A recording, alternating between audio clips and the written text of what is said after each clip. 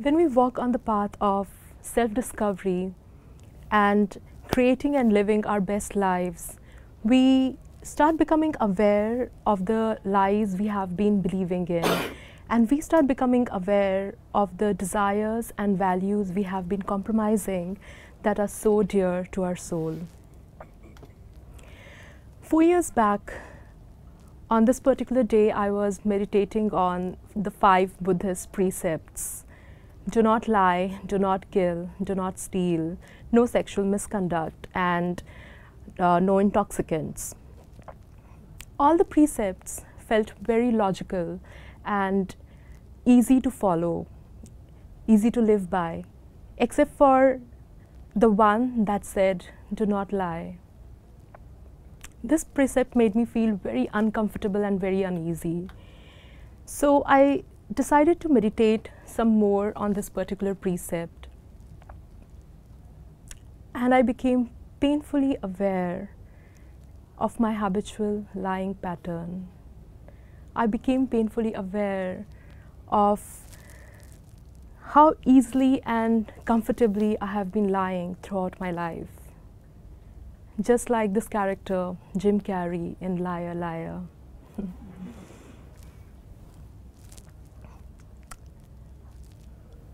I started experiencing so much guilt and shame. I was hating myself for being such a liar. I went into a depression-like state, and I started getting these attacks where I could not stop but cry. And I didn't know why, I had no reason. I just cried. And this went on for months. And it was very scary. And then one day I had this rush of insight which made me pause and ask myself, where is this disconnection that I'm experiencing? What is the lie that I'm believing in that is causing me so much pain? And the answer came. I was believing that I am a liar. Renuka, the liar.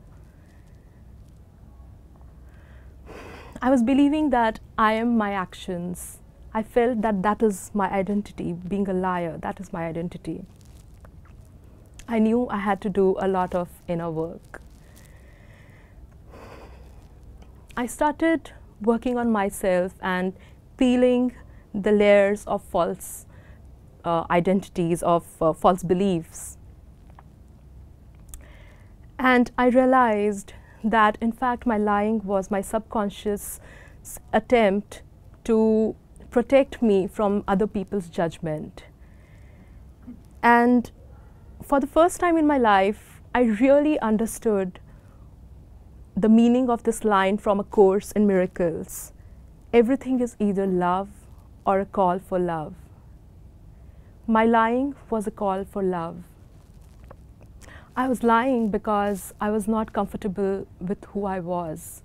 I was trying to, I felt if people knew who I am, they would not find me worthy enough to be loved. So I decided to answer the call for love. I decided to forgive myself. As I forgave myself,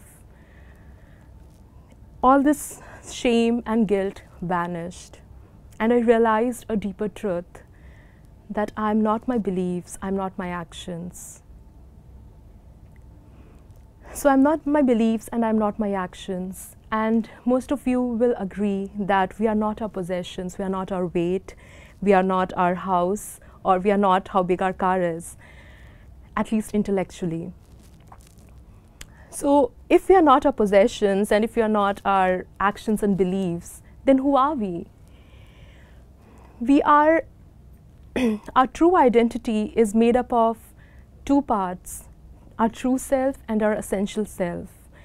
Our true self is what we also called our higher self, our inner self, or God. When we are connected to our true self, only oneness exists. There is no separation at all, and that's what we call enlightenment. But not everyone wants to become enlightened. And even those who want to become enlightened actually have to first go through knowing and loving their essential selves. Our essential self is unique permutation and combination of our strengths, of our desires, of our idea of best life, our idea of beauty, how we want to dress up. This complete package is what we call our essential self. Our essential self is our identity in this lifetime.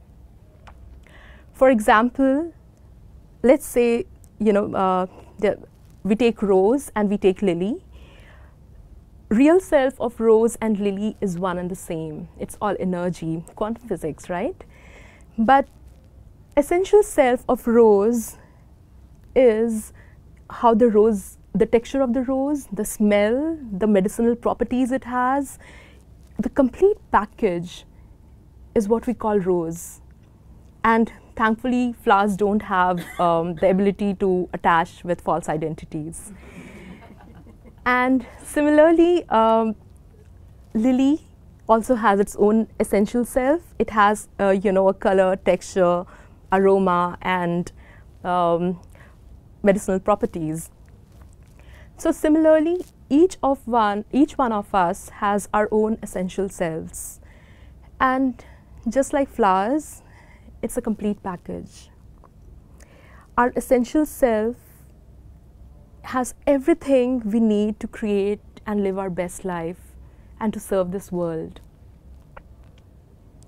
Our essential self has nothing more and nothing less than what we really need. Our essential self is enough. We are enough. Each one of us is enough.